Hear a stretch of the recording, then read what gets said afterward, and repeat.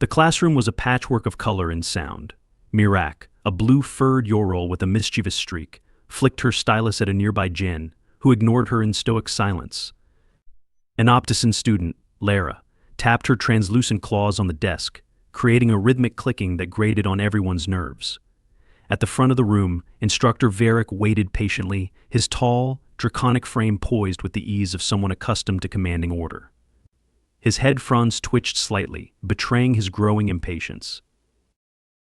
When the low hum of chatter failed to subside, Varric slammed his clawed hand against the desk.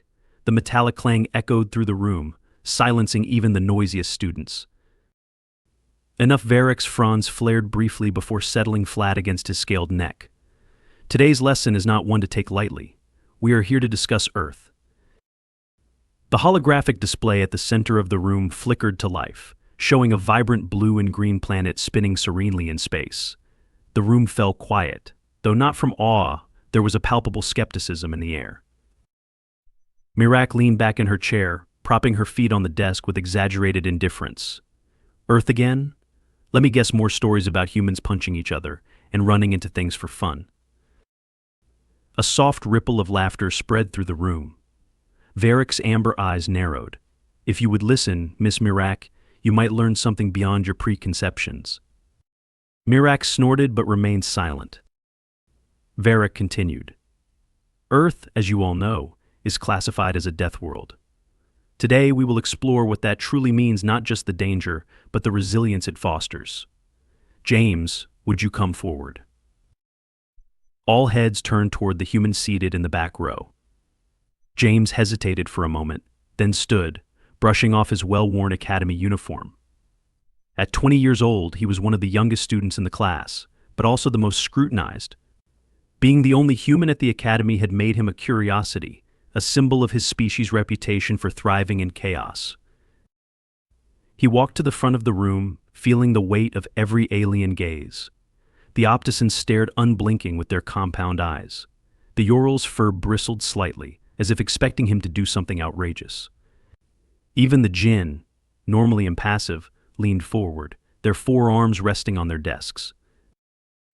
Hi, James said, his voice tinged with nervousness. So, Earth, it's a lot. Mirak smirked. Fascinating start. James ignored her and inserted a small data chip into the console. The holographic image shifted, zooming in on a vast, dense forest. This is the Amazon rainforest. It's one of the largest ecosystems on Earth, covering over 5 million square kilometers. The display shifted, showing a jaguar prowling through the underbrush. Its golden fur, marked with dark rosettes, rippled as it moved, silent and predatory. In the next moment, the jaguar pounced on a capybara, its powerful jaws clamping down with deadly precision. The room collectively flinched. That, James said, gesturing to the jaguar, is one of the top predators in the rainforest. Jaguars can crush bones with their bite. They hunt in silence, and by the time you notice them, it's probably too late. Charming, muttered Lara, her pink carapace glinting as she crossed her arms. And humans live near these things. Some do, James said. Others visit for research or exploration. You just learn to be cautious. The image shifted again, this time showing a towering column of swirling wind tearing through a small town. Trees snapped like twigs, and debris flew in every direction. This is a tornado, James explained. It forms when warm and cold air meet under the right conditions. Winds can reach over 300 kilometers per hour, strong enough to destroy entire buildings. Duat, one of the djinn, raised a hand. How do humans defend against such forces? We can't always, James admitted. But we've built underground shelters to protect ourselves. We also use satellites to track storms and give people time to evacuate. Mirak rolled her eyes. Why not just live somewhere else? James gave her a tight smile. Because Earth isn't just about the danger. It's also beautiful. Fertile land, rich resources, incredible biodiversity. We take the risks because the rewards are worth it. The hologram changed again, this time displaying a vast desert, its golden sands stretching endlessly under a blazing sun. This is the Sahara Desert, James said. Temperatures here can reach over 50 degrees Celsius during the day and drop below freezing at night. Let me guess, Mirak said. People live here too. Not in the middle of the desert, James replied, but on its edges, yes. Humans have learned to adapt to extreme environments. We build, we innovate, and we find ways to make the unlivable livable. As James continued his presentation, the room fell quieter. He showed them images of volcanic eruptions, hurricanes, and towering waves crashing onto shorelines. Each new hazard seemed to chip away at the students' bravado. When James finally finished, the hologram returned to its original image of Earth spinning peacefully in space. He stepped back, glancing at Varric, who nodded approvingly. "Thank you, James," Varric said. He turned to the class. "You've now seen the challenges humans face on their homeworld. These are not hypothetical dangers, they are real, persistent, and often deadly. And yet, humanity thrives. They have turned their world's chaos into opportunity, their struggles into strength." Duat raised a hand again. "Instructor, would it not be fair to say that humans themselves are one of Earth's greatest dangers?" James chuckled softly, surprising himself. "Yeah, I guess you're not wrong. But we're also its greatest hope. Earth has shaped us into what we are. For better or worse, we've learned to survive, no matter what." The room was silent as the students processed his words. For the first time, James didn't feel like an outsider. He felt like a representative, an imperfect one, maybe, but a representative nonetheless. James returned to his seat under a wave of whispers and side glances. His presentation had left an impression, though he wasn't sure if it was awe, disbelief, or something closer to dread. He didn't mind. At least they were listening. The classroom settled again as Instructor Varric stepped forward. His clawed hands rested on the desk, and his fronds twitched slightly as he surveyed the room. "Now that you've seen the natural dangers of Earth, let's address the question I know many of you are asking: why would anyone stay? Why not leave?" A few students exchanged glances. Mirak muttered something under her breath, but for once, she didn't speak out loud. Varric tapped the console, and the hologram changed to a sweeping aerial view of Earth's landscapes: towering mountain ranges, lush green valleys, vast oceans sparkling under the sun. The planet seemed alive, vibrant, and brimming with potential. "Earth's danger is balanced by its abundance," Varric said. "Few planets possess such a wide range of environments and resources. This diversity has shaped humanity into what they are today: adaptive, resourceful, and at times reckless." James smirked at the last word, but he didn't argue. Varric continued, "We'll now examine how humans interact with these dangers. To better understand, we will engage in simulations. Groups of 4 will face scenarios inspired by Earth's challenges. Your objective will be survival." The room erupted in murmurs. "Survival?" Duat asked, his 4 hands clasped tightly together. "What sort of scenarios?" "Calm yourself," Duat Varric said. "The simulations are perfectly safe, but they will give you a taste of what humans endure daily." The students were divided into groups. James found himself paired with Mirak, the iridescent Ural Lara, the pink Opticin with the ever-clicking claws and Kryn, the fish-like Vortalian who seemed perpetually nervous. It wasn't the team James would have chosen, but he wasn't about to complain. They entered the Academy's simulation chamber, a cavernous room lined with projectors and holo-emitters. As they stepped inside, the walls shimmered, transforming into a dense jungle. The air grew humid, and the distant sound of rushing water mixed with the calls of unseen creatures. "This is a simulation of the Amazon rainforest," Varric's voice crackled through the intercom. "Your task is simple: locate the signal beacon and return to the extraction point. Be mindful of your surroundings. Earth's dangers are often unseen until it's too late." "This should be easy," Mirak said, stretching lazily. "It's just a bunch of plants and animals." James arched an eyebrow. "You might want to keep your confidence in check. The Amazon isn't forgiving." The group set off, the undergrowth crunching beneath their feet. Thick vines hung from towering trees, and strange noises echoed through the foliage. James led the way, his senses on high alert. "Look at this place," Lara muttered, her claws brushing against a bright red flower. "It's beautiful. I don't see what's so dangerous." "Don't touch that," James snapped, grabbing her wrist. Lara froze, her claws mere inches from the flower's petals. Why? That's a poison dart frog, James said, pointing to a small, brightly colored amphibian perched on the flower.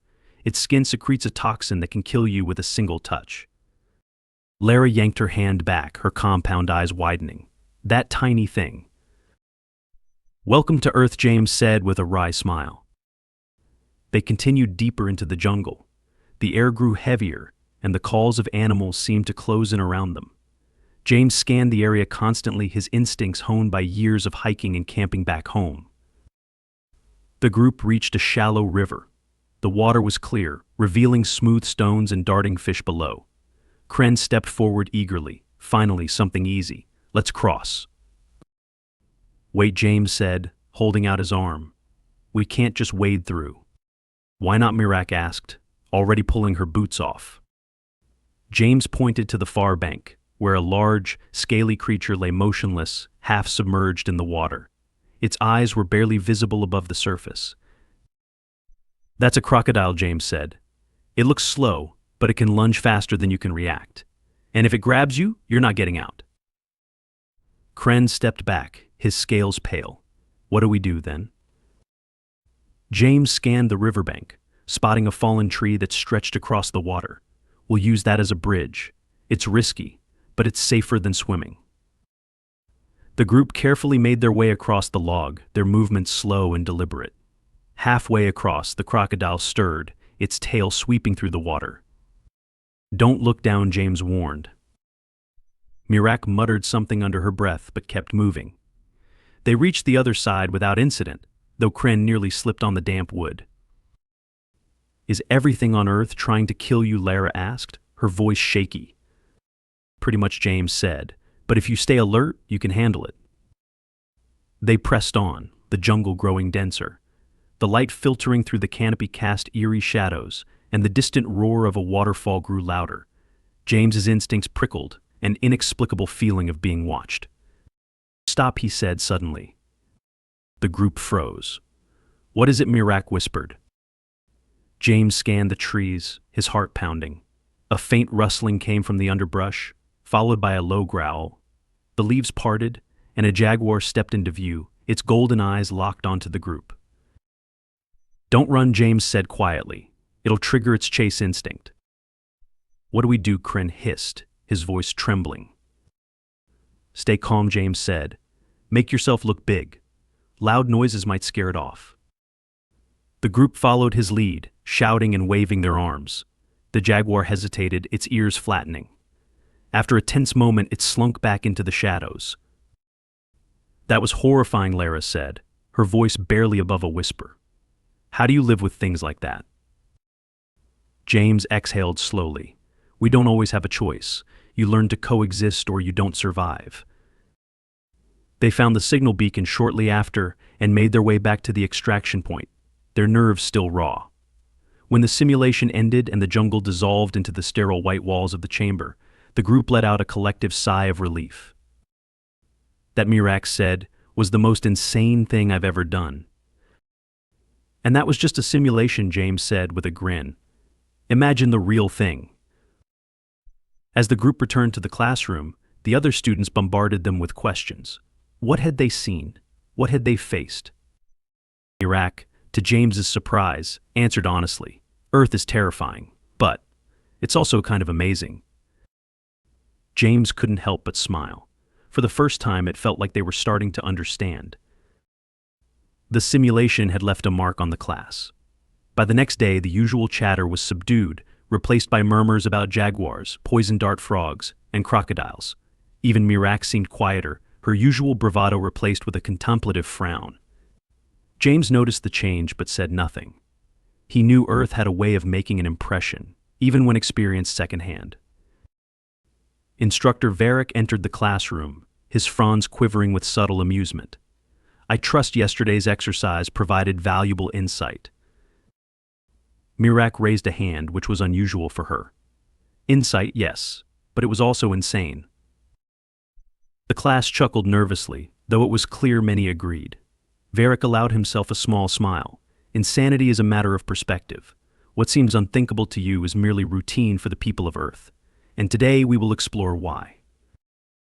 He tapped the control panel, and the holographic display flickered to life. This time, it showed a sweeping view of Earth's oceans, their vast expanse glittering under the sun. The oceans Varric began cover over 70% of Earth's surface. They are beautiful, teeming with life, and as you might expect, extraordinarily dangerous. The image zoomed in on a sleek, gray form cutting through the water. The shark's dorsal fin sent a ripple of unease through the class. "This is a great white shark," James said, stepping forward to assist. "One of the most well-known predators in the ocean. They're powerful, fast, and have an incredible sense of smell. A single drop of blood in the water can draw them from kilometers away." A Jin student, Duat, shifted uncomfortably in his seat. "And humans swim in these oceans." James nodded. "All the time. We even dive with sharks. Most of the time, they're not interested in attacking us. But when they do, you don't have much of a chance." The hologram shifted to a new image, this time showing a gigantic jellyfish with long, trailing tentacles that pulsed with an otherworldly glow. "This is a box jellyfish," James continued. "Its tentacles are covered in venomous cells. If they sting you, the pain is so intense it can cause cardiac arrest within minutes." The class visibly recoiled. Lara, the pink opticin, raised a clawed hand. "Why would anyone go near these things?" "We don't always have a choice," James said. "Sometimes they're just there. But we've learned to avoid them and treat stings when they happen. For the most part." "For the most part," Lara echoed, incredulous. "You mean people still die from these creatures?" James shrugged. "A few. But that's Earth. Everything's a balance between risk and reward." The hologram zoomed out again, showing a raging storm over the ocean. Massive waves tossed a cargo ship like a toy as lightning split the sky. "And then there's this," James said, "hurricanes. These are massive storms that form over warm ocean waters. Winds can exceed 250 kilometers per hour, and the waves can reach over 20 meters high." "And yet humans cross these oceans?" Duat asked, his four hands clasped tightly. "We do," James said. "Humans have been crossing oceans for thousands of years. It's dangerous, sure, but it's also necessary. Trade, exploration, discovery, it's worth the risk." The room was silent for a moment. Then Varric tapped the console, and the hologram shifted to a desert landscape. The air shimmered with heat, and sand dunes stretched as far as the eye could see. "Earth's extremes are not limited to its waters," Varric said. "Its landmasses are equally formidable. The Sahara Desert, for example, is one of the hottest places on the planet." The display showed a group of humans trekking through the desert, their faces shielded by cloth, their steps deliberate and measured. "These people," Varric continued, "are nomads. They have adapted to survive in one of the harshest environments imaginable. They know where to find water, how to navigate the dunes, and how to endure the relentless heat." "They do this voluntarily?" Lara asked, her voice tinged with disbelief. "Some do," James said. "Others don't have a choice. But either way, it's about adaptation." The hologram changed again, showing a towering mountain capped with snow and ice. "This is Mount Everest," James said, "the highest point on Earth, over 8,800 meters tall." "Surely no one lives there," Mirak said, her tone doubtful. "Not on the peak," James replied, "but people do climb it. They train for years just to reach the summit.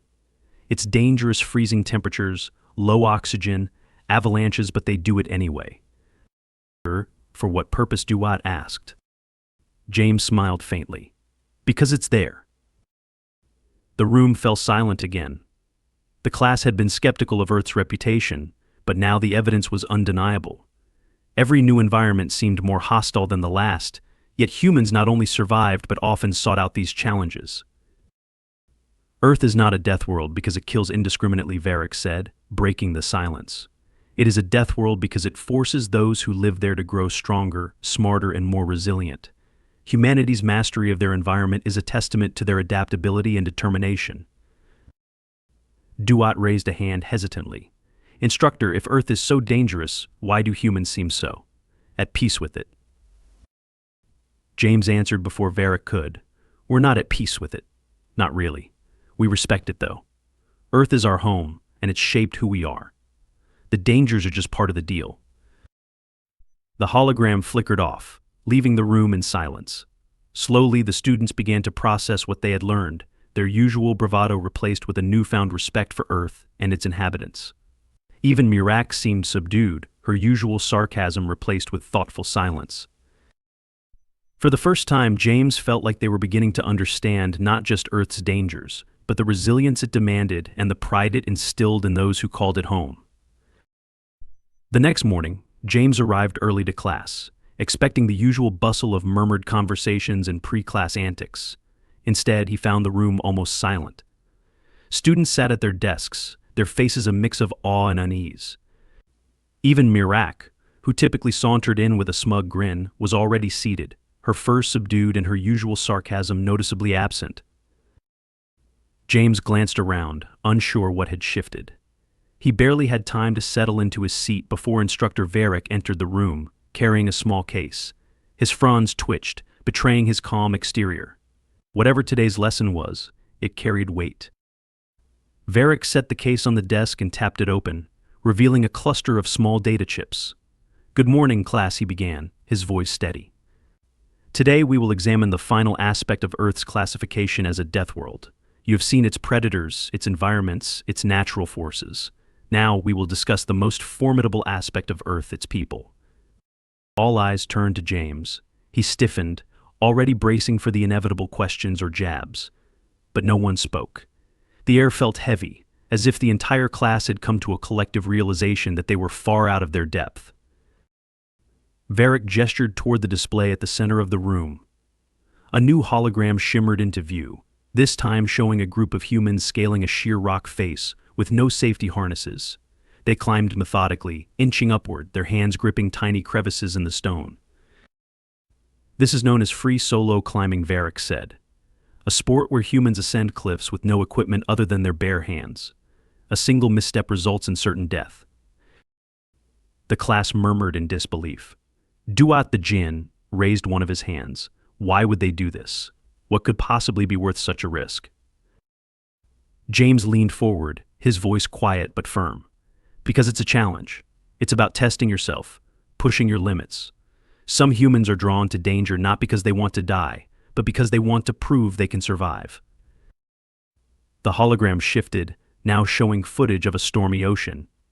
Humans in bright orange suits clung to the sides of a ship as waves crashed over them, threatening to pull them into the depths. "These are rescue workers," Varric said.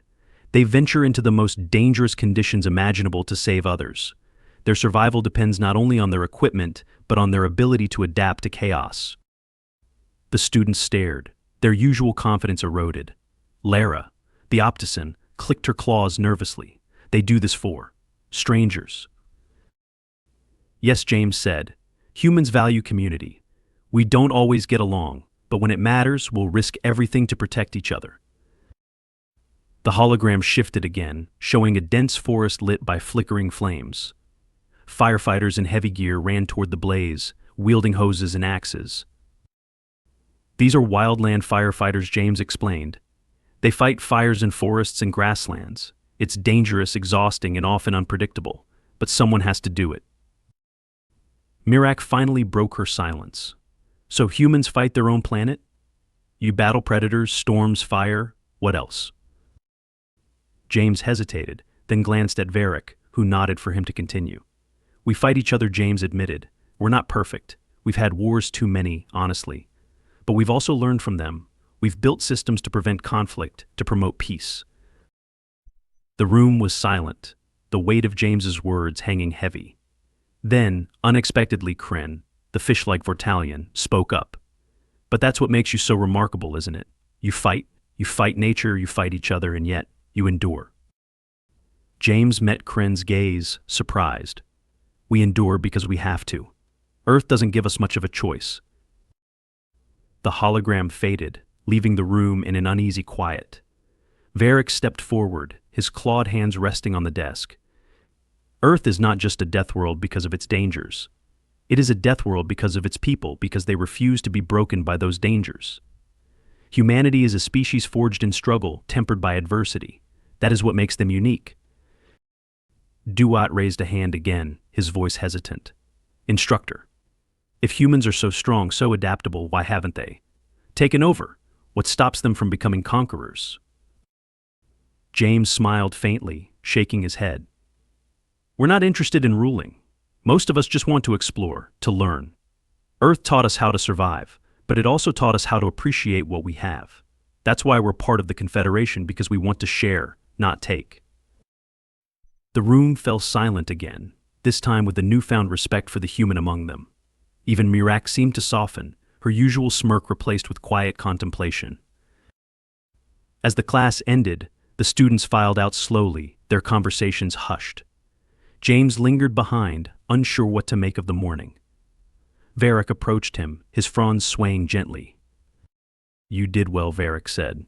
I think they understand now? James shrugged. Maybe, but it's a lot to take in.